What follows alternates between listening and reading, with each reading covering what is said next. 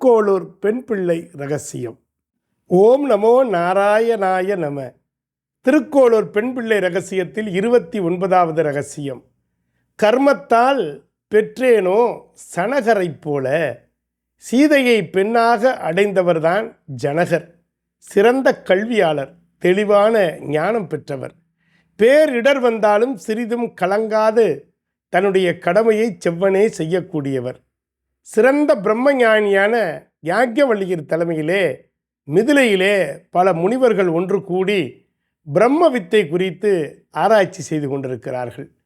அந்த நேரத்திலே இவர்களுடைய பண்புகளை அறிந்து கொள்வதற்காக அங்கே ஒரு சிறு சம்பவம் நடைபெறுகிறது. மிதிலை தீப்பிடித்து எரிகிறது என்று அங்கே அறிவிக்கப்படுகிறது. வீரர்களும் அவசரமாக வந்து ஜனகரிடத்திலே மிதிலை தீப்பற்றி எரிகிறது என்றவுடன் முனிவர்கள் பலர் உயிருக்கு அஞ்சி ஓடுகிறார்கள்.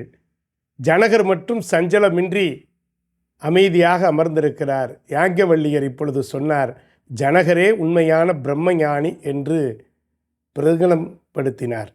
நாம் எதற்காக வீணில் கவலைப்பட வேண்டும்? உலகங்களும் அவற்றில் உள்ள பொருட்களும் கடவுளின் உடைமைகள் தானே. எல்லாம் அவன் செயல். நம்மை பாதுகாப்பதும் அவன்தான். இப்படி அவனுடைய விவேகத்தையும் ஞானத்தையும் எண்ணி எல்லோரும் உயர்ந்தார்கள். பெருமாள் சும்மா இருப்பாரா? இந்த கர்மயோகியின் கலப்பையிலே தான் ஸ்ரீதேவியாகிய சீதையை அகப்படச் செய்தார். சீதையும் ஜனகரின் பெண்ணாகவே வளர்ந்து ராமனுக்கு மாலையிட்டாள். கர்மத்தால் பெற்றேனோ சனகரைப் போல என்று கர்மயோகியாக தன்னால் வாழ முடியவில்லை என்று கலங்குகிறார் திருக்கோளூர் பெண் பிள்ளை.